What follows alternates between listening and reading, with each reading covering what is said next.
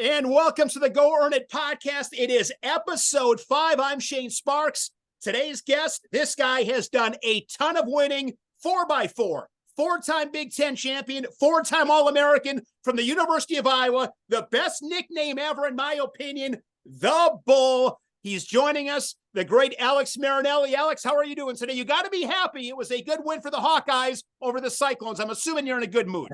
Yes, I'm in a great mood. It's a great week. Obviously, we could have been, you always want to go 10 for 10 with those weights, right?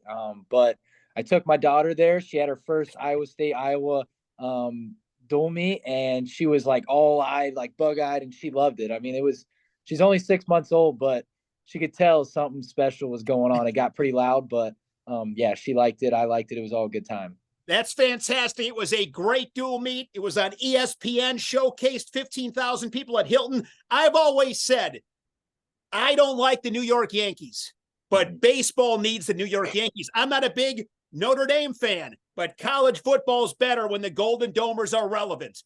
And when it comes to Iowa, I think it's great for the sport. Iowa State, both relevant, the bad blood, the history, tradition-rich programs. What do you appreciate most about that rivalry? Man, I just love how personal it is to them, because I'm from Ohio, so Ohio State, Michigan was like it's very personal between them, almost like too personal, where it's like it's just a wrestling match, right? But Iowa State, it's a very cool atmosphere. I appreciate how big they make it for the wrestlers and how like important it is to them, and it shows a lot about their love for the sport, because if they didn't love the sport, why would they tune into wrestling? And putting them on ESPN, that's a very smart thing to do, because it's one of the best rivalries in sports, in college athletics. If I remember correctly, you wrestled, I think it was your redshirt sophomore season. It was at Carver. That was the match when Gomez put DeSanto on his back. That was a phenomenal, fun duel. You guys ended up winning it by 1. What is your favorite memory, or do you have a couple favorite memories during your time in that black singlet against those Cyclones? I have a couple. Yeah, I'd say that was one of them, because I got a fall, I got a pin, so I got bonus points that match. And so when you get 6 points in like a big dual meet like that, it kind of gives, I don't know, it gives some cushion for your teammates and stuff. They get a little bit less like pressure on their backs or whatever, but you always want to get bonus points, right? But then also going to Carver, I had an ex-Hawkeye that I wrestled, and he transferred there, and I ended up pinning him pretty quick, and that was pretty cool. But yeah, I would just say it's always been fun. It's always been a great time, but that pin in Carver was pretty cool. What I remember from that duel, and I could be wrong, but I think I'm right on this, is your walkout music was the Ivan Drago music from Rocky, correct? Which I think, Alex, Rocky IV came out on this date in 1985. So there's a little irony for you. Where did you get that music? Because I thought that was fantastic. Yeah, it's actually called Drago's Entrance. So it's literally like that's what it's called. But I don't know. I think I may have been watching Rocky IV, and I watch it all the time. And he came out of that tunnel looking like a giant, like he's got the longest legs ever and the biggest arms. And like, I was like, that's a cool, like, I wonder if they have that on the soundtrack, and they did. And then I like messaged the guy that works with the music or whatever before matches. I said, that's gotta be my walkout song. Cause I was struggling on what to use. And I was like talking to Terry, I was like, what should I use? And he was like recommending a couple of songs and stuff. And I'm like, this is way better. Drago's Entrance was pretty cool. Even though it was the Russian, it's still pretty cool. It was cool. So you are from, well, before we go on, and you've told me this before, but for those that don't know, the Bull, where did that come from? Yeah, it came from my my high school coach. So he's retired now from high school coaching, but Jeff Jordan, I went to his camps and club when I was a young age, and he just saw my style, and he's like, that's the Raging Bull. So really it was like the Raging Bull. That's what he called me. But then like, he just always called me Bull for short. So like, that was probably at like 7 or 8 years old. I mean, I was pretty young. But yeah, I really never heard my like last name or I hear Marinelli more than my first name, but like Bull is like what I just kind of went by in high school. So really, I only hear Alex from like my wife. So And you probably get if she's not happy with you, it's Alex followed by your middle name is my guess. yes, yeah, yeah, So. Alex Michael. Yep, that's it. What is your first memory of wrestling? I always tell them, I always tell people, like, I remember where I started wrestling. Like, I remember where like my first wrestling room ever. Like, I remember where it was Pee Wee wrestling, and my dad was helping out with the Pee Wee program, and it was in Miamisburg, Ohio. And I have a picture, like, I looked up, I think it's torn down now, like the place that I like cut my teeth in and like learned penetration steps and sprawls and all that stuff. I remember rolling up the mats after practices, like at a little young age. And I was 4 years old, but I just remember it like very vaguely and like very clear in my mind. So yeah. Why did you love it so much? I mean, what was it about the sport of wrestling that stuck? Probably you had the opportunity to like absolutely dominate a guy. And like, I was a pretty aggressive kid, like in football. And really honestly, like, I probably wrestled to get better at football growing up because I was this size, 164 pounds, 5'9" in eighth grade. So I thought I was gonna go play college football. Like, I thought football was the route to go, and then stop getting taller. And then next thing you know, I go to Graham High School, and wrestling is my only sport, and I'm making the most out of it. And but yeah, I think just the nature of taking a guy down, wearing on their head, and it's not like a malicious intent, but it's just like a fun sport you get to do, really. Miamisburg, Ohio. Tell me your favorite thing about that place growing up. Wow, there's a lot of cool things. I mean, I don't know. They're a really good like small like suburban like hometown feel. Like football is big there. I loved going to like the high school football games when I was younger. They got like a thing downtown called the hamburger wagon. So like it's like a wagon that's been cooking hamburgers for like 150 years or something like that. Like something really like crazy. And then there's also an Indian mound in Miamisburg. So it's an Indian burial mound. So it's got like over 115 steps. And I would always run it when I was when I'd go home for high school. Like I'd go home and I'd run it to get a workout in. But then growing up, like junior high, grade school, my dad would take me there, and we'd run up the stairs, and we do push-ups at the top, and then we run back down and do push-ups at the bottom. So it's just like a cool, like, you can look it up, Miamisburg Burial Mound, and it's a pretty cool thing. How did you end up at St. Paris Graham? How did that journey develop? I so actually it's kind of like a God thing. Like I'm a firm believer that there's not really a thing called a coincidence. Like I do feel like God does have a plan for things, and things happen for a reason. And I was actually wrestling for Miamisburg Junior High and seventh grade, and I ended up going to a tournament that the Miamisburg team didn't go to, and this was called Philo, like the Philo Electric like junior high wrestling tournament, and it was a pretty well known tournament in Philo. And basically I go there, and I see across the way is a good looking girl, and I go, oh, that girl is good looking, I want to get to know her. Well, I was like seventh grade, so I just thought this girl was really pretty. And then next thing you know, I find out that she's a Stickley, and it's Mariah. And I didn't know really Mariah existed, because I knew of her brother Eli, but I didn't know Mariah was there, because I'm so involved with wrestling. And but then next thing you know, on Facebook, when Facebook was big and starting out, I messaged her, and I was like, hey, like, we started talking. And then next thing you know, she introduces me to this thing called Graham Digital Academy, and basically where you can do school online and get your curriculum and all that stuff done online, but you can live a certain amount of miles away. So it's like an open enrollment. And so in eighth grade, I made the change to go to Graham, the Graham schools, and compete for their junior high team in eighth grade. And then I just made the move in high school. So yeah, it was a big journey. Like it was something that was like really meant to be, because I knew I wasn't really going to play football in college. I'm not tall enough at all or big enough. But I knew like wrestling, if I really wanted to wrestle anywhere, it'd be Graham High School. So No kidding. How far is Miamisburg away from Graham? it's an hour. It's an hour south. So there for a little bit, I was making the commute, like, and it's tough because Graham, as a high school team, we would practice twice a day, and we go in after school. and we'd work out, and then we'd come back at like 7 o'clock at night and get a drill in and work on technique. But I was fortunate enough to know someone who brought me in and let me stay at his house. He's actually wrestling at Oklahoma State. It was Joey Sanchez. So he went to Graham. We kind of had a similar situation, but he actually had a house there, so I could actually stay there and sleep through season, so I didn't have to keep driving an hour each way. So wow, so you pretty much left your house as what, an eighth grader or a ninth grader?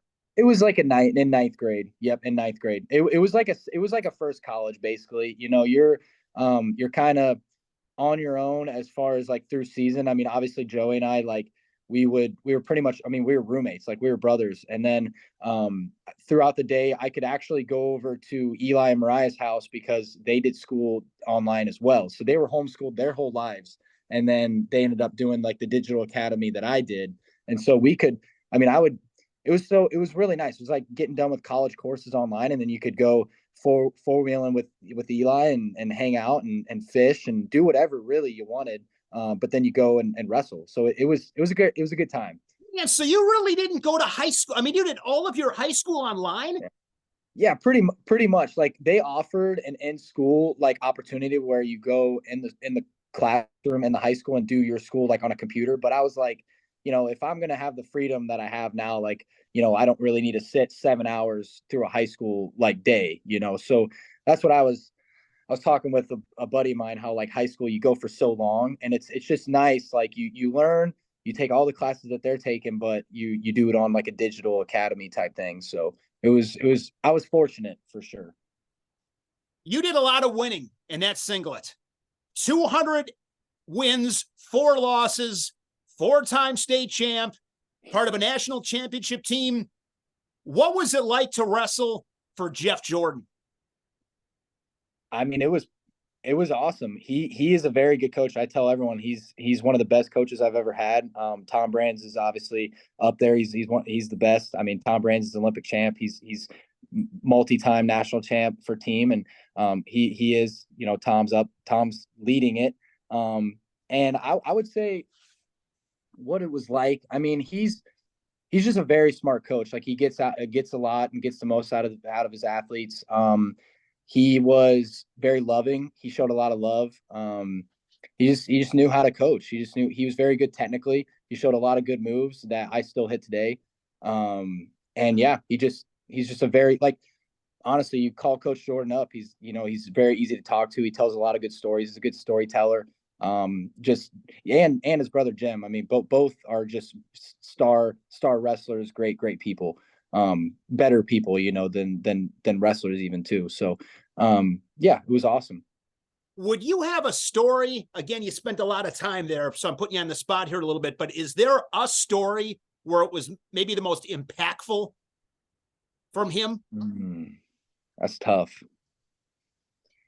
That's tough. I mean, I would say it's not necessarily a story, but we would go every Thursday morning during season to a Bible study and near like the Springfield area, and we would drive, and I would go with his kids, like Rocky and Micah, and Bo was a little bit older, but like me and Rock would and Micah would go together with him, and we would eat, and then we would read the Bible with a group of like older people, and it was just a great time. Like, I was over at his house quite a bit, and I mean, he just, the things that he would do for you as your athlete. I mean, when I first got cauliflower ear, he was draining my ear. Like, I would be in his living room on his living room floor, like he was draining my ear. Like, it probably wasn't very like sanitary, but he was like, he would do that. Like he was like, yeah, get over here, bull. Like, and then I'd go over there and he'd get some CCs out of my ear. Like, that's just like, he's all about like whatever you need. It's good. So 204 was your record. Who beat you? All right. So I lost my freshman and sophomore year those 4 times. And then the junior and senior year, I went undefeated. My freshman year, I lost first time at the St. Ed's duel it was at Graham, and I lost to a kid named Marcus Scheidel. And so he was from St. Ed's. It was a really sloppy match. I was not in it. I don't think I cut my weight very well that dual meet, but it shouldn't matter. You should always go out there and get the job done no matter what. But I ended up like getting taken down like 3 times in a row off of my shot, and I was getting below the knee. And I remember like Jeff or Coach Jordan was like, "Hey, like stay above the knee. Like you stay above the knee. He doesn't spin around behind you and do like a funk like spin around behind. Like he doesn't score on you. You stop it." So I ended up losing to him like 12-11. Like it was a crazy match. And then I ended up losing at the Ironman to Russ Parsons from Blair. And then that was like a 3-2 match. I should have won that match. And then the following year, I lost at the Ironman finals again. So I was a 4-time finalist at the Ironman, but I lost like the two times my freshman and sophomore year. That was to a kid named Dylan Malonis, and he wrestled. I'm pretty sure he went to Lehigh, but yeah, he was a tough dude. He actually beat me pretty good. I was just not in that match mentally. I should have just been more focused. And then and then later in the year, we had this thing called like we had state duels. So as a team, we had state duels, and we were wrestling this team. I think from Toledo Central Catholic. I think I don't quote me on that, but I don't even know his name. So I don't even know his name. But he ended up taking me to my back, and he got 6 points because I shoved him in the face to like not give up the pen. So I got a hands to the face call, and then I gave up 6 points. Well, I was down like 6-0 at the end of like the first or second. I can't remember. And I ended up losing like 11-10. Like it was like one of those where you're taking them down, you're cutting them, you're taking them down, you're cutting them. And then I just ran out of time. So, yeah. Man, and you, 4-time individual champ, 4-time team champ. You guys win a national title. What is your most memorable match from the Ohio individual state tournament? Ooh, it's got to be my freshman year in the finals. Like I ended up, it was kind of a tough match, tight match. And I think I was winning by like a point, and then I ended up cement jobbing him to his back. So I ended up like getting like a cow catcher, and then I get up and I go way too crazy. Like I love like you get fired up. It's not like you like, I'm not trying to be boastful, but then I was like, I flexed a little bit too hard, but it was one of those where it was like, I horsed him. We were in like a front headlock. So like typically when you cement job a guy, he's like tired and broke. But for me, like he shot, and then I ended up just like horsing him to his back. And it was one of those exciting pins where you're like, that probably shouldn't have happened if if he was in good position. So, man, I you know what? The older I get, believe it or not, the more I'm in some areas. I feel like I'm getting a little bit softer. Like maybe 20 years ago, I'd be like, they act like you've been there before, this and that. And now, you know what? It's so hard to win. You work so hard. Like I'm okay with it. Like I kind of like celebrations a little bit because I just think it's so hard. I'm a big baseball fan. Hey, you hit a home run. I mean, it goes both ways. Right. Like, why not? Like, have some fun because it's so goddamn hard. You know? It's hard, but to your point, at the same time, it is hard, but you don't want to give your opponent satisfaction that you like beat that dude, like because it's like on paper or whatever you worked harder than that guy. So why would you think that you wouldn't beat him? But at the same time, like a lot of times, mostly all the time. The times that I've celebrated, it's not because I'm like excited that I beat this opponent. Like I've always been taught at a young age that if you single opponents out, you're missing the point. You're missing the point. Like you gotta have that goal in mind, and whoever's in front of you is who you just go beat. Because like you single a guy out, you may never even have him. You never even like. I don't know. Growing up, I always wanted to beat this certain kid, and it's like it even if I didn't face him, like. I'd be missing the point, So I'm going to be a little bit all over the map here because in this conversation, things pop up that I originally probably wasn't, ask you, but you just triggered something in my mind. My favorite quote from Tom and Terry, because I think it is so true, is what is the most important match? And I hear Terry Brands in my mind, believe it or not, frequently. It's kind of crazy. Yeah. So, and one of the things I hear, most important broadcast of my career, what is it? It's the next one. It is. It's so true. It's cliche, but it's true. And I love another one from Tom is I don't make predictions, and I don't. I hate why. How would I know? I don't know what your relationship status is like. I don't know what your weight cut was like. Did you procrastinate on a test and not sleep good this week? Did you trip on the mat? Like I have no idea. It just reiterates how hard it is to win. So many things got to go right. And if one little thing's off, That's all it takes. I mean, that's all it takes at this level. What are your favorite Tom and Terry quotes? Ooh, that's tough. I guess what's Terry said it. What you deserve is what you earn. That type of thing. It's. I didn't earn the national title, so did I really deserve it? That's helped me a little bit processing things. With Tom, he says a lot of things. He says a lot of good things. I mean, he's talking every day. Let's see. I don't know. He's all. It wouldn't. I don't know if it's necessarily what he says. It's like who he is and how he is. Like I always tell people, he's a fanatic. He's fanatical about wrestling. He's fanatical about doing the right thing in life, and that's one thing that I really wanted to touch on in this. You asked me to come talk to you. He changes lives because of the way he lives and the standard he holds.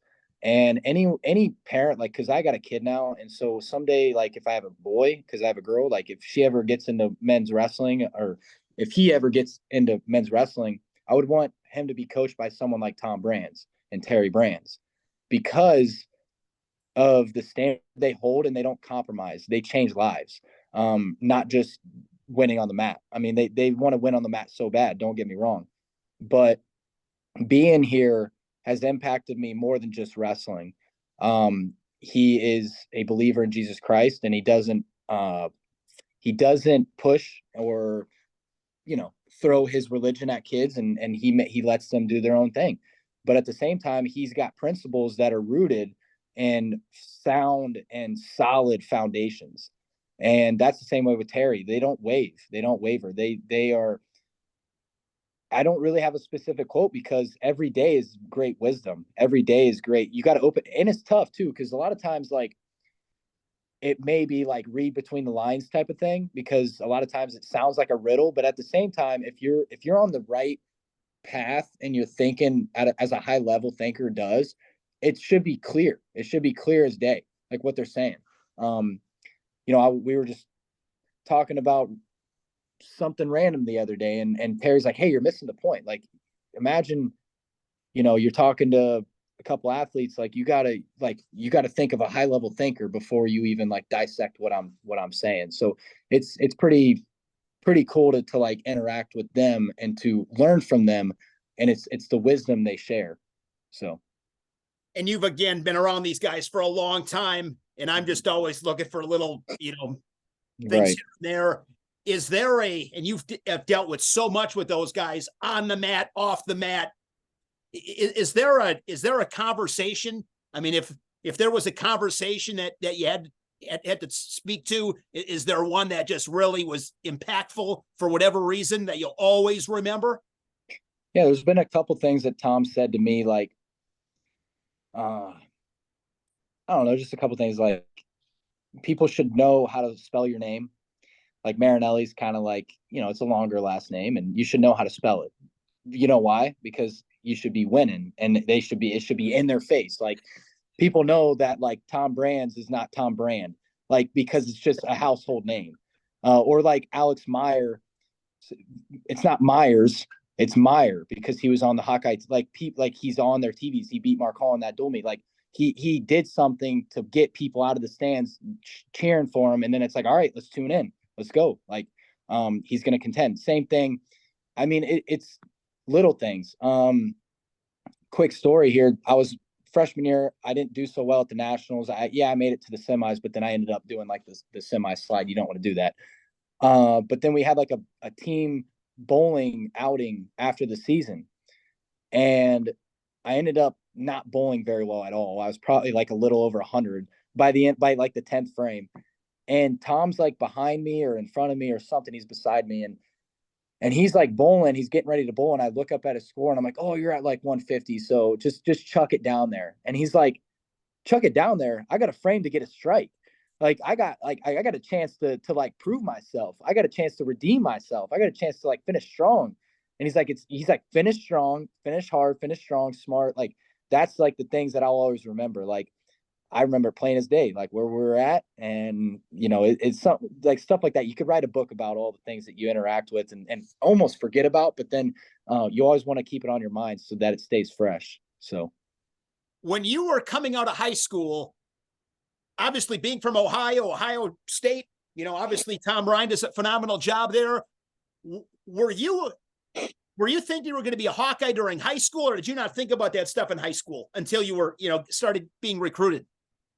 I actually, grew up an Ohio State football fan. So Okay. I loved like AJ Hawk and James Laurinaitis and Troy Smith and all those guys. So I was like big into the Ohio State football. Well, then as I was getting recruited to wrestle, I knew right away that Iowa was the place to be, and that's my style. And I loved Ryan Morningstar. I loved when Tom Brands came and talked to me and Ryan, and we just clicked right away. Well, then, we go on a visit to Ohio State, and things are said, and they kind of put the pressure on a little bit, like, hey, you commit or we're going somewhere else type of thing.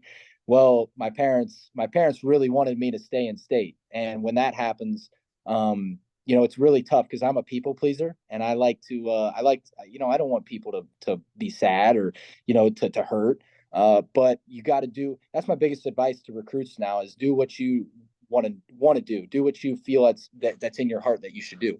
So they really wanted me to commit there. They were doing a lot of things, and I ended up actually verbally committing to Ohio State at first. And so I committed there, really felt like I didn't do the decision. I didn't make that decision for myself, and it's nothing against Tom Ryan or Ohio State. I mean, obviously they're a good program. They're one of the top in the Big Ten. They got us, Penn State, Ohio State, all those guys. But I knew it wasn't where I needed to be. Like, I just knew. And so then I ended up convincing my parents to allow me to come out and take a trip out here and change my commitment. And I'm a man of my word. I always want to stay and true to that, but I just felt like that wasn't my word. And that wasn't coming from me. Like, it was for other people. So. Wow, I never knew that. I mean, these are great. I mean, every time I do these things with you guys, I always think to myself, I wish I would have known these things when you guys were on, Big Ten Network. We're real people. Stories. We deal with a lot of real stuff. Like, a lot of people think we're like, we are. I mean, in the wrestling world, you would call us celebrities, right? Like, you would be like, they're like invincible and they don't go through pain and all that stuff. But I mean, heck, I got a daughter and we're dealing with her not sleeping at night. Like I got real stuff going on. Like, and I don't know, dealing with high school stuff. You're so like wide-eyed and you're so like you're taking all this information and you're like how to process it. You got an offer here, you got an offer there, and then your parents are telling you this, and then like you got to deal with school and like training and cutting weight, and it's like you got a lot of stuff to worry about. And then you make the decision finally and you come here and it's like, all right, good, let's get to work. Like that's we're real people. We deal with a lot of real stuff. So what do you remember about those first meetings with Tom and Terry Morningstar? I mean, what was it that you talked about? You had a pretty good idea it was a good fit, but what was it about? Was there something you remember specifically where they said something and it's like, yep, boom, this stamps it. This is where I belong. I think something that was cool. I didn't end up watching it because I didn't have like a TV that played VCR tapes at the time. When I went on a visit, when I flipped my verbal commitment, we were in the office with my mom and dad, and Tom was like talking to me about Iowa wrestling, and he pulled a tape out from like his like locker or whatever, like in his office. And he's like, hey, he like slid it to me. He's like, it was like Oklahoma State and Iowa. He's like, you watch this and you will tell me where you want to go. And I know where it'll be. And it was probably like in the 90s or something or it was like Tom whipping up Kendall or something like that. Like, I'm sure he wouldn't have probably wanted me to watch him wrestle necessarily, but like, it was probably something like that. And it was just like cool to see. And I was like, that was pretty cool. Like, and he's right. Like watching them back in the day, like they were, I mean, tenacious and it was the style I wanted to wrestle. And then also Terry, like just so genuine, like both of them are very genuine people. They're no fluff. Like what they say and how they act and how they interact with you, it's how they live their lives. And they have great wives, just all around, just genuine people. So I got to see it. I graduated high school in 1994. My sophomore year, Big Tens were in Madison. I live in Wisconsin, and I got to see it. And I'm telling you what, it was fun to see. You want to see a great video? I mean, have you ever seen Dan Gable, Competitor Supreme? Have you Oh seen yeah. that? I mean, Oh that yeah. was when I was in high school. I mean, I watched that thing, honest to God, like Yep. once a month. I Oh still yeah. love it. It's Oh yeah. it's still the greatest wrestling video ever. It's Oh so yeah. When for the month that I was like committed to Ohio State, I would send my mom like 10 videos a day, like of Iowa wrestling. And I'm like, this is me. This is me. Let's do it. Let's do it. Like, and then we finally did it. But yeah, like I would watch like the same Tom highlight video where they're playing like Down with the Sickness. And like it's just like, I don't know. It's pretty BA in my opinion. So yeah. Did you have to call Tom Ryan then? I texted him. Oh, Yeah. come So, on. You didn't no. call? Well, there's a story. There's a whole Right. kind of story to it. I tried calling him and didn't up getting a hold of him. And then like, it was one of those things where he was busy at the time. And, I'm I'm not cutting on Tom Ryan. He's a great guy, but yeah, then I ended up texting him like, hey, I'm trying to get hold of you. I'm going to Iowa to commit. And then I think there was a phone call back when he was recruiting me. He's like, why do you want to go there so bad? And I said, you went there. Yeah. So it was really like nothing he could say. He's like, you're right. Like, he obviously transferred from Syracuse, but like, yeah, that's one of those things. Like they know I was the real deal. Like they know they're tough, And I don't mean to bust your chops. I to this day am horrible at hard conversations. I was just curious because that's got to be tough to do. Yeah, that's something that I haven't really told too many people, like how that kind of transpired. Like I tried calling him and then didn't pick up, and it kind of like, it didn't necessarily rub me the wrong way, but I was like, I don't know, Tom Brands might have picked up. So oh, that is good stuff. Well, you're at Iowa. What was it like? You seem to remember a lot of this stuff. Your first appearance at Carver Hawkeye, where you were phenomenal in your career. Thanks. Yeah, I lost in Carver, which was not good. But yeah, I always wanted to give the fans a show and put them on their feet. And I remember it was actually the same debut as Spencer Lee, so he kind of took the fame a little bit. And that he was ended against up, what, Michigan State? Right? Yeah, it was Okay. against Michigan State. And I actually wrestled a kid that was from Ohio, I believe. And I might have gotten the tech fall. I can't remember if I was like a point away. But yeah, Spencer Lee ended up like pinning the dude in like 30 seconds. And then I ended up Ravon Foley is who he pinned. Right. And so then I ended up like scoring a bunch of points, which is good, but I always want to pin guys and get the knockout. But yeah, it was a good time. We got our interviews together, and I watch it maybe time to time, reminisce a little bit. But yeah, it was a cool thing, and I always like tried to like start off strong and give the chance to like show the fans like who I am. Like this is your time. This is it. You got 7 minutes to do it. Tell me about the rivalry with Vincenzo, because I think it might be the best rivalry in the Big Ten. I mean, it comes to mind when I think about rivalries the last couple of decades. I mean, that was a banger of a rivalry. How would you describe it? It was a lot of fun. It was a lot of fun. Like that's how I would describe it. Like I love wrestling opponents like that like you get up for no matter what singlet they have on. That's what I tell my guys, like on my teammates, like respect your opponent, right? But don't respect them too much to where you shut down, or like you got to go out there and fight them. Like you got to go out there and fight them. Like, and that's what I try to do every time with my opponents. But obviously with Vincenzo, like the first match we wrestled, I actually wrestled pretty sloppy, to be honest, because he took me down a couple times and got like an inside trip and got like a double leg right off the bat. And I was in the match, but like really, I should have wrestled a lot better. And ended up taking to his back. And then the next match at the Big Tens, I ended up doing the same thing, which is really cool because then both of the times they had a 6-point move because they had the 4-point near fall. And so I ended up capitalizing on that.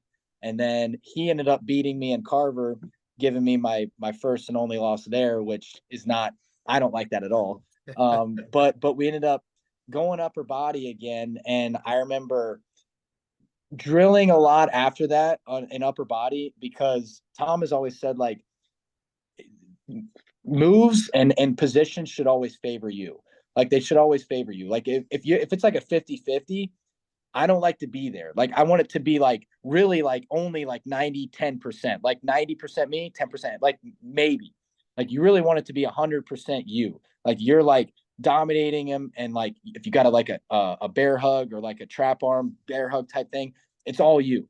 You smash it and you get the back points. But then in that dual meet, it was really like a 50-50 over under position. And like, that's just not where I should have been. And so then I learned from it. And then in the Big Tens at Rutgers, when it was at Rutgers in 2020, I ended up getting a good shot to like a Barzagar finish, and then got the win. But that was a crazy match too, because we went upper body a little bit and ended up like tossing each other. And I almost did it again. And Tom, like, it was just, I don't know, when you watch it, it's like they pan over to my wife, and Mariah's like freaking out a little bit. And then it was just a good time. It was a good time. Do you talk to him often? I mean, you have a relationship with him at all? Not really. I saw him at, I want to say, the U.S. Open this past April, and because he was a weight below me, he went 74 and I went 79 kilos. But I haven't really talked to him much. Like, we haven't really like drilled with each other. There's not a whole lot of like dialogue there. I would love to run it back again. I mean, I think I assume he's going to the US Open at 74. So hopefully we'll get to do it again.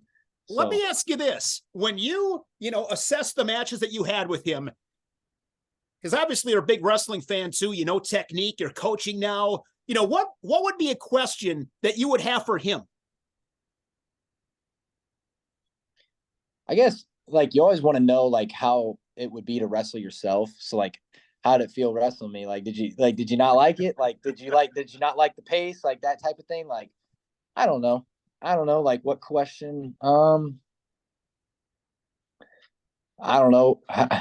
How'd you give the same thing up like twice? I don't know. Okay. Like joke with them a little bit, but like no hard feelings type of thing. And I don't want to get like too personal to it, but like, yeah, I mean, I'm not a hater, and he's a respectable opponent. Obviously we want to beat Penn State and we want to beat all those guys, but yeah, I don't really have a specific question. So 4-time Big Ten champion. That is just hard to comprehend, to win 4 Big Ten titles. mm-hmm. What was the key to winning those? I mean, you were able to just dial in. Mm-hmm. Yeah, I think a key would be I wrestled how I knew how.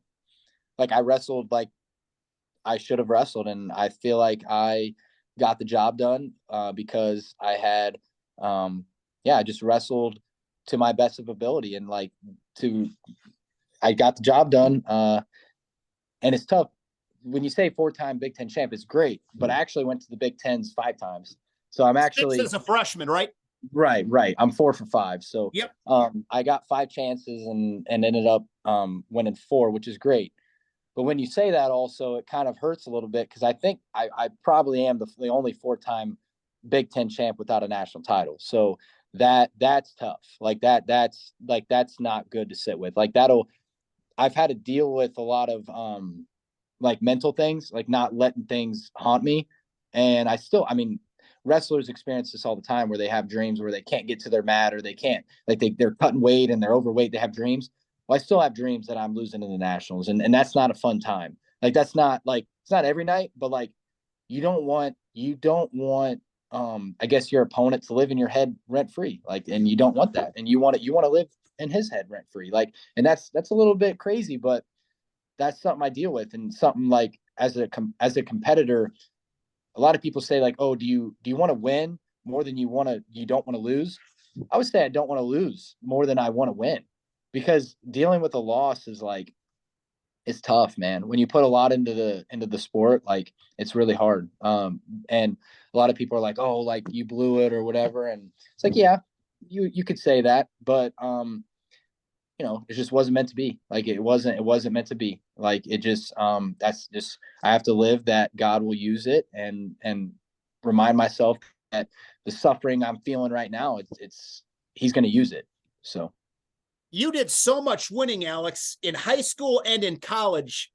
Losing was rare. Yeah. How did you learn to lose? Because it was rare. It didn't happen often to you. It didn't. It actually, never happened at the state tournament growing up. So like growing up, like grade school, junior high, high school, every time I went to the state tournament, I always won.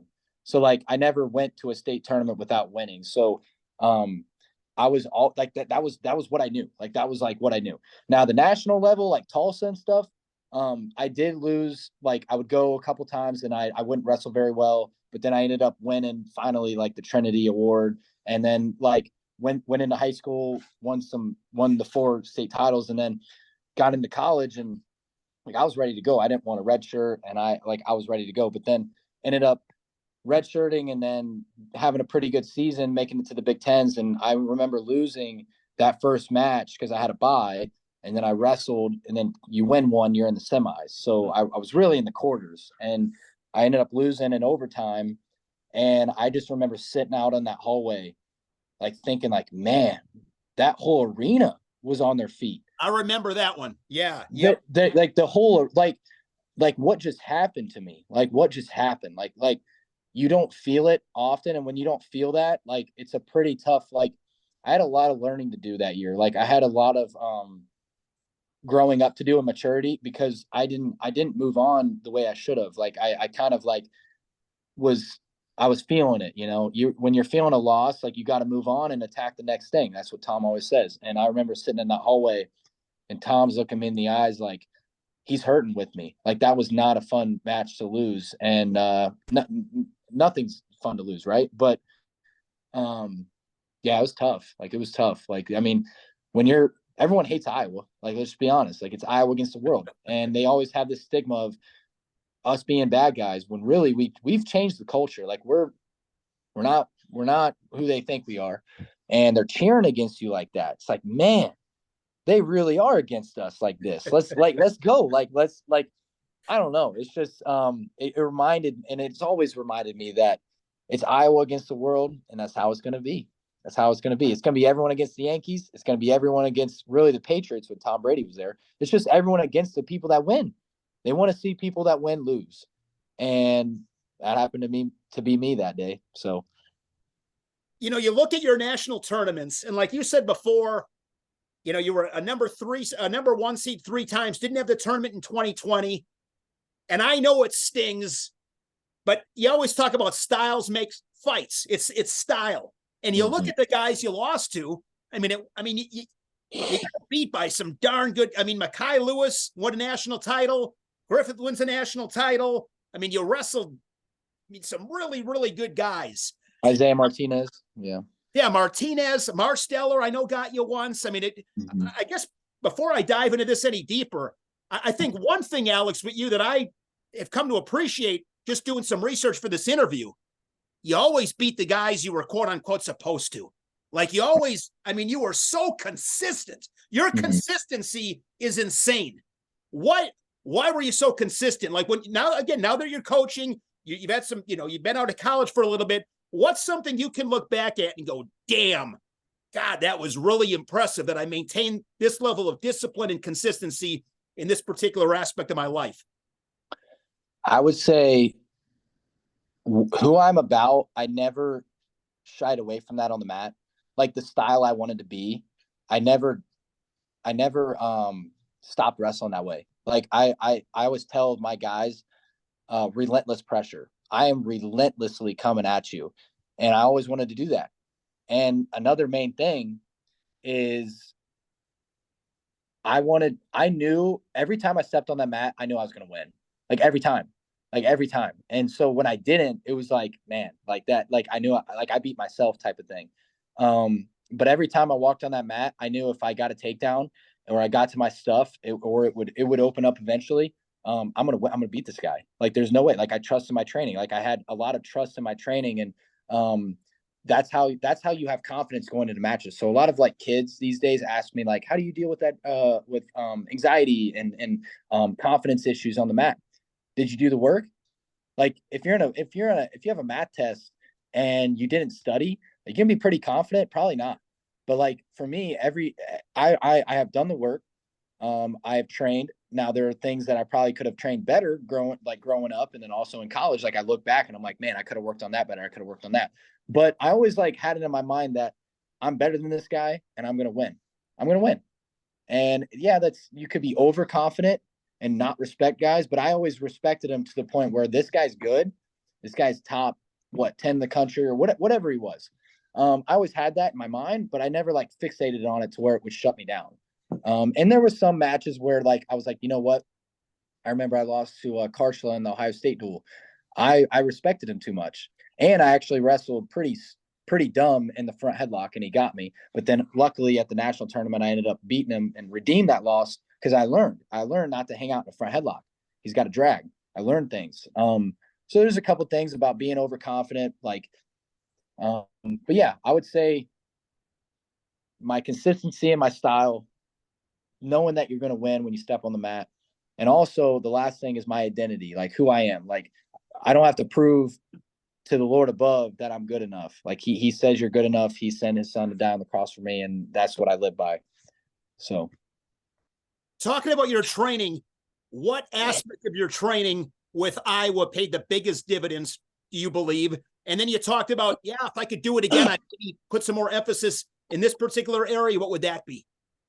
Ooh, the little details. Like growing up, when I went to like high school, we knew a lot of moves, but the drilling when I got to Iowa was a lot of like potential, or it was a lot of attention to position. Like it was a lot of attention to detail. And so like staying above the knee on a head inside single, keeping your head up and going across at a head outside single, not, having short elbows in a front headlock, little things like that. Cause like you can go out there, I can teach you moves like Shane, I could teach you a super duck, but is that going to really win a lot of matches? I don't know. Like it may, but what's going to win matches are basic fundamental details, and Tom and Terry really specialize in that, but then they also specialize in this. Like Terry's all like mentality, and he's all about getting the mind and heart and body connected, the spirit connected. And that's something I really connected with. Tom and Terry were huge on that. And your identity and your identity statement. I'm Jesus trained. I think about that. I think about that. I'm a champion in Christ. I think about that. I think about that. And then like, process goals and how I'm going to get there, the goals to get there. Because everyone says what wrestling is 90% mental or whatever, but not really many people train 100% physical. It's kind of backwards. Like, okay, if it is mental, let's train it. And I feel like Tom and Terry definitely has got me to a new level with that. But as far as like what I would change, that's tough because then you start like, all right, like, I don't know. I mean, it's all on me because I had all the tools I could have. I mean, I have like when you go to Iowa, you are spoiled. I mean, you are like you have the best coaches in the on the planet. You have the best facilities on the planet. They're building a $30 million facility. You have the best resources as far as academic. If you lose, that's on you, man. That's on you. Because a lot of like different programs you can look at and you're like, yeah, maybe that coach is not the best, or maybe that facility is not the best, or maybe their academics are just not the best in their support. But Iowa is like A+ on everything. It's an A+ on everything. And that's why like Tom Brands has built the program he has, because like it's all world class, to where guys want to come here and train after they competed somewhere else. They come in and they work out with the Hawkeye Wrestling Club. And I've had multiple guys that have competed somewhere else and come and train for like a camp or whatever. They're like, man, this is a lot different than I thought it was going to be. Like, this is great. I'm like, what did you think it was going to be? Like, why would people like us want to be here? And so like, that's why the Hawkeye Wrestling Club has been successful. It's because they want to be in the environment that Tom and Terry have built, and honestly, Dan Gable. So, yeah, I think I wouldn't really change. I'm not gonna say that because it was all on me. So, looking at your national tournaments, what loss stung the most? Ooh, all of them stung. And that's the thing. When you lose, you remember it forever. Like you don't remember a lot of your wins. Like, I mean, I've had wins that I look on paper and I'm like, oh, I remember it, but like, I don't really think about that. But that's tough. I think obviously the most recent, when I lost in overtime. I mean, every time I've lost and I'm not like patting myself on the back or whatever, it's been by a takedown. Typically it's been by like 2 points. So like Shane Griffith, that was in overtime. And that was tough because I got injured that match, messed up my rib and stuff. And that was really hard. Amin was in overtime. Makai Lewis was 2 points at the end. Isaiah Martinez was 4-2. But as far as like what match stung the most, they all sting, man. Like they're all bad. They're all bad. Like it's bad. Like it's tough. Like, and that's where I've resonated with a lot of, I've gotten help from the coaching staff on how to deal with that and how to move forward and how to use it and help people. And yes, I am coaching. I have a youth club in Iowa City, and my whole goal is to help them win, but then also not to feel the pain I felt, because like that drives you even more than just winning. Like you want to see them succeed, but then also so they don't feel that pain. You don't want to feel you don't want to see that as a coach. You don't, and that's why it even hurts more to watch Tom and Terry watch me lose. Like that sucks. Like that sucks. They got their guy, and they're counting on you to win. It's tough to lose in front of them. So what's the biggest thing you learned? Like what's something you talk about, being able to reconcile with that? Like what makes that happen? How do you do it? Ooh. Terry said something once, if I had the national title, how would my life be different? Wouldn't really be that different, but I would be a national champion forever. So no one can take that away from you, right? But as far as like your worth and like what you can take with you to the grave and for eternity, that's put it in perspective. And so Terry's really helped on that. Putting my identity and my weight in the sport, like how do you bounce back? And yeah, it's tough. I mean, you want to be the best collegiate wrestler. I wanted to be the best ever. Like I wanted to be undefeated going in, and it didn't happen. And you got to move on. Like you got to move on. You got to tackle the next thing. And that's something that Tom always says too. Like not discrediting what happened, and he's not downplaying it because it sucks. But if we're real competitors and we're trying to be winners in life, let's move on and tackle the next thing. So if you got one do-over and you got to take it, you get one do-over, one match, what match is it?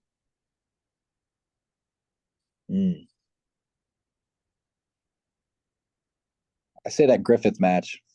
Okay. Because you see who I would have had in the semis and finals. I mean, I'm not saying like any match would have been different or whatever if I would have won like Makai Lewis. I would have had Vincenzo. That would have been nice too, because then it would have been a little rematch. That would have been cool. Everyone. I mean, I don't like singling out guys like that, but like a lot of them stung. But another reason why Shane Griffith too, I got hurt in that match. So like I ended up like ripping my rib. Like I in on a single leg, and pretty much like my force like ripped my rib from like the bones, like the cartilage and stuff. And so I had to like really heal that up in the off season. So it was really just like a really unfortunate thing that happened. Like it wasn't an overtrained thing. I mean, that's a really big misconception that I was like overtraining and they're doing all this. I was so dialed in. I mean, I was like, and it's just something that bad things happen to good people, and that happened to me. Like it just sucks. Like it just sucks. It wasn't like I was out of position necessarily too bad. Yeah, I was like my head was far away from the leg a little bit, but just happened and it ended up hurting. And yeah, that match sucked. You know what, Alex? I wasn't going to go here, but I'm going to go here, I guess. There were so many rumors flying around you with that match. I mean, I just remember like Marinelli, he went in the back and punched the wall, and that's why he didn't wrestle. So that's not what happened. I mean, he got hurt in the match. I've never asked you that. I've never known. Yeah, I couldn't. I couldn't get out of the hotel bed. That was that bad. Like usually like when you break your rib, it's out of like contact. Like you get hit and then it like, or you separate like cartilage or whatever. But this like ripped. Like I guess the doctor that I had look at me and give like a ultrasound to my rib like had only seen this happen to like 2 or 3 athletes in the world. Like, and so they didn't know whether to like do surgery or like, because lining up rib and cartilage, like bone and cartilage, it'd be like screwing an apple together. Like you just can't. There's nothing for it to hold on to. So we really had to like wait it out and let it heal on its own. And I'm a firm believer that the body is incredible and you can do a lot of good things on its own. You don't necessarily always need surgery. I mean, I have, I haven't told too many people this, but I have no ACLs. Like I've heard both of them. And I didn't know the first one that was torn. I didn't even know it was torn until I actually tore a little bit of my meniscus, which is like pretty common in wrestling. Like if it happens, like it happens. And then you get like a quick knee scope. But they ended up doing the MRI and they were like, hey, your ACL's gone. And I was like, I didn't know that. And so like, yeah, so you can, for a couple of reasons why I didn't know that. You can build muscle that stabilizes your leg, right? So like really the ACL is stability. And so I didn't know that. I didn't care. I didn't get surgery on it. So you can wrestle without him. And look at Spencer Lee. I mean, that must be an Iowa thing, like ACLs. Well, Nobody needs it is, but I've heard John Smith doesn't have them either. So really, I mean, it's just little things like that. Like guys that have no ACLs, you'd be surprised that like the people that haven't had surgeries and they're fine. Like you let it heal for a little bit, you let the body do what it needs to do instead of like putting a knife in your knee, which it's not used to that. And so, yeah, I mean, bad things happen to good people and sometimes, and that match, I had to get lifted to go to the bathroom even by a former teammate of mine and a mentor of mine, Nathan Burak. So he was sitting by me, and this is where I kind of like get emotional. So I'm trying to be like happy about this, but like I said, Burak, doesn't God want me to be happy? And he said, Alex, God wants you to be holy, because happiness is fleeting and joy is different than happiness. And you can have joy in the midst of your suffering, joy knowing that God is going to use this. But you're not going to be happy that you lost. You can be sad. You can be sad that, I mean, look, Jesus wept. It's the shortest verse in the Bible. Yeah. Yep.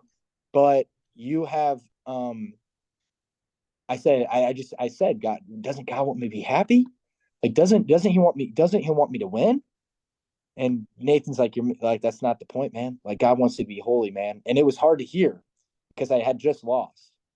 But Nathan, no, we're close. We're on a personal level. And he told me something I needed to hear, and I'll never forget it.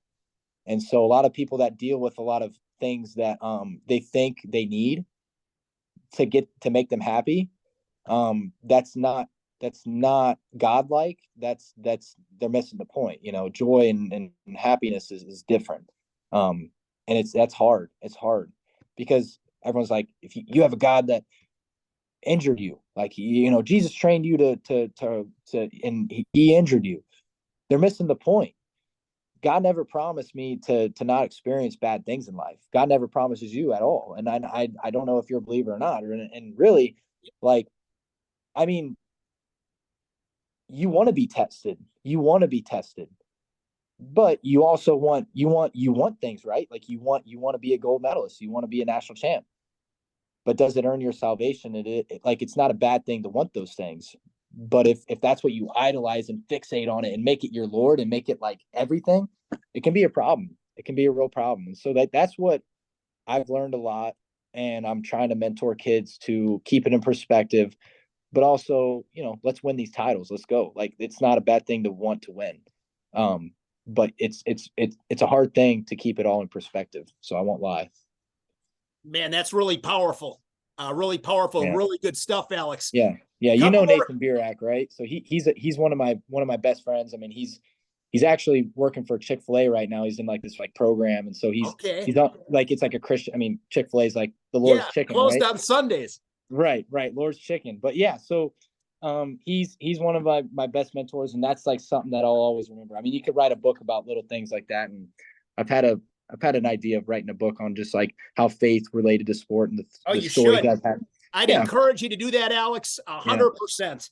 Yeah. I mean, this has been fantastic. I just got a few more for you. I could talk to you all. I mean, this is some really powerful stuff. I really like that last story. Just expanding on that a tad.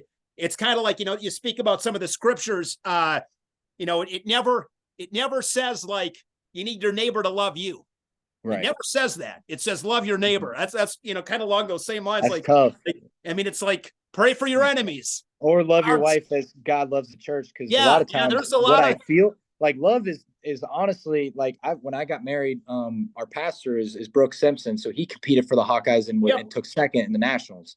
and he relates a lot of wrestling. He brings up wrestling in his sermons, and I encourage people to go to graceb3.org, and Grace Community Church is a great church in North Liberty, Iowa. And he told us that, and a lot of people, they have their speech before weddings and all that stuff when people are getting married. But the one thing that really stuck out to me is, this is not a wrestling match. Love is it's an action. It's not necessarily always a feeling, because if my wife somehow makes me mad and I want to beat her, as in a wrestling match, not like physical, right? Which a lot of people can construe it and miss up, they can think, oh, he's doing this. But no, like if you really love your wife, you will lay down yourself to serve her and to do what she needs, to support her. And I mean, I deal with it, when you're competing, you're cutting weight and you get, you're a little on edge. You gotta put that aside and have the fruit of the spirit flow through you. Right. So gentleness, patience, kindness, loving, like you have to. It's something that God's called me to do. And that's something that stuck out to me. So Brooks was saying, it's something that you commit to, and it's not always, you won't always feel it. It's like wrestling. Some days I may not feel like getting on the mat, but sometimes that's the best thing for me. And sometimes it's not. Sometimes you can stay off the mat and recover, or some days I just don't want to work out. And as a champion, or if you want to be a champion, you have to get over that feeling and you have to do it anyways. So, yeah. Along those same lines, one of my favorite quotes, I don't know where I heard it. I love quotes. I mean, I've probably asked you 5 questions on quotes so far tonight. I love it. But based on what you just said, you don't live to your feeling. You live to your standard. Like, right. That's the, right. I mean, you don't feel like it. It doesn't matter how you feel, because at the end of the day too, Alex, nobody cares. Like, nobody cares how you feel. My wife's dealing with her own. Yeah. My wife's dealing with her own thing. And if I let my selfishness come in between our relationship, and it'll in time start to unravel. And if my foundation's built on something, I can't let, a bad practice come in between our relationship. I got to put that aside, and I got to serve her. And hey, what do you need? You need me to pick up our daughter? Like, you need me to feed her? Like, you need me to change her? I'm right there. Like, I'm right there. Some days she will be like, hey, I can tell that's what a loving wife does. I can tell you're struggling. You've had a bad practice or your weight cut. So I got it. Like, I got it. So it's kind of, you're a team. But then also to your point, like, I love quotes too. I do this, like, I have this motivational app on my phone where it'll just pop up quotes every day, like all the time. And one quote that I always tell my club kids is, it's kind of like our standard now. Be the reason why someone smiles. All right. Be the reason why someone feels loved, and be the reason why someone believes in the goodness of people. Right. And those 3 things. That's why I say, be the reason why someone smiles. So, like, hey man, I like your hair. Like, yep. I wish I had that. I had that. Yep. Like, yeah. Like, I wish I had your beard. I told you that before, right? When I got right. on the phone, I'm like, oh, that's a killer beard. Great. Right. Beard. And then be the reason why someone feels loved. Like, hey man, you're great at what you do. I love what you do. I love you as a person. Like say, that's 3 compliments I just gave you. Like, I always tell my kids, like, compliment each other, talk to each other, like, get out of your phones and talk. Like, that's hard to do. It's hard to be, like, a little bit awkward, but an awkward moment could save a life. Remember that, like, because they could be dealing with, like, a lot of depression and a lot of, like, things at home. But when they come to the wrestling room, like, be positive, like, say, hey man, like, it's good to see you today. That could make them feel loved. And then also be the reason why someone believes in the goodness of people. And so you're out and about, pick up trash, like on the ground, pick up, like, whatever, like, open the door for someone older than you. Like, that person's good. Like, there's good in people these days. Like, it's so hard to find. It's so, because everyone's stuck on their phones and in their own worlds, and you just never know, like, are people good anymore? Like, but there's a lot more good than people think. That is great stuff. I want to touch on this before I let you go. Yep. Obviously, you're married to Mariah, Eli's twin sister. Big Ten Network did the Alex and Eli story, which I thought was one of the most powerful things I've ever seen. What was your thought on that documentary?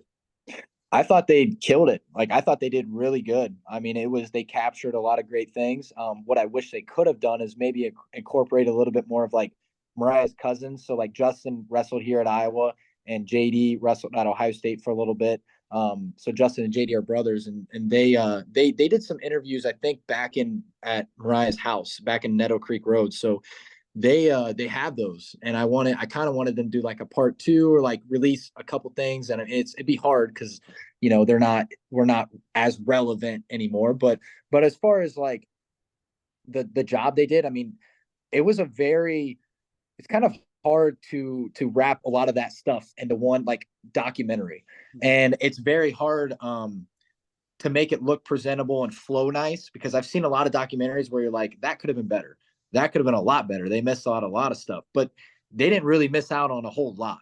And so it really did it justice. And what I wish it would have been is Eli and Alex, because like it didn't need to be Alex and Eli. Like really it could have been like Believe or something like that. Because I don't need the spotlight. I really wanted like Eli's story to be told. And I think it really was. So they did a good job. If you could have another conversation with Eli for 10 minutes, what are you talking about? 10 minutes would be great. That'd be a long time. Man, I would tell him how his niece is doing really well. And we have a beautiful daughter, and what her name is and a lot of things. So I'm getting emotional, but like, just how my career has been and like the perspective he's given me for like going where he's at right now.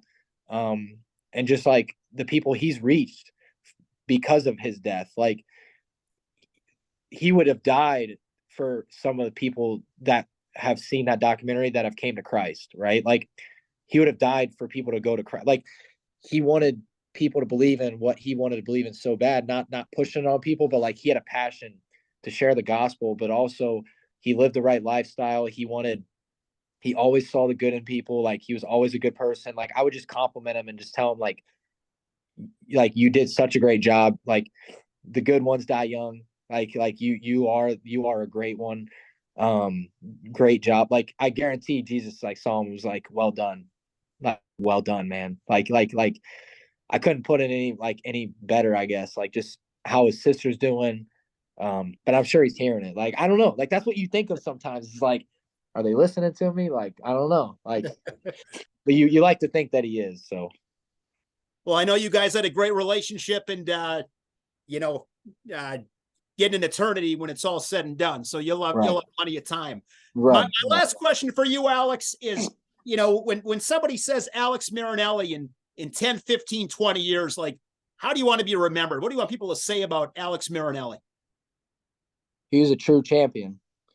Yeah, he was a true, even though he didn't get what he wanted, and he was tough. He was a champion for Christ. That's what I wanted. I want people to know that. Like, I'm a champion for Christ before anything. And I lived the right lifestyle. I was a great ambassador for the sport. In 10 years, hopefully I'll still be in the sport. But yeah, so it's one of those things where you want to be looked at as one of the greats, but I didn't win it. But hopefully, I'm up there with some people. So, is that what you want to do? I mean, coach. I mean, stay in the sport, coaching. I mean, what do you see yourself coaching in 20 years? That's a great question. 20 years is a long time, because I'll be 26 in February, so I'll only be 46. So, I would say I want to coach. Yes, like that is my ultimate goal. I want to be on staff somewhere, whether that be college, whether that be high school. We don't know. Like, and I have a club. I have a club right now, and so I'm coaching. So I'm doing it, and I love it. Like, I love it.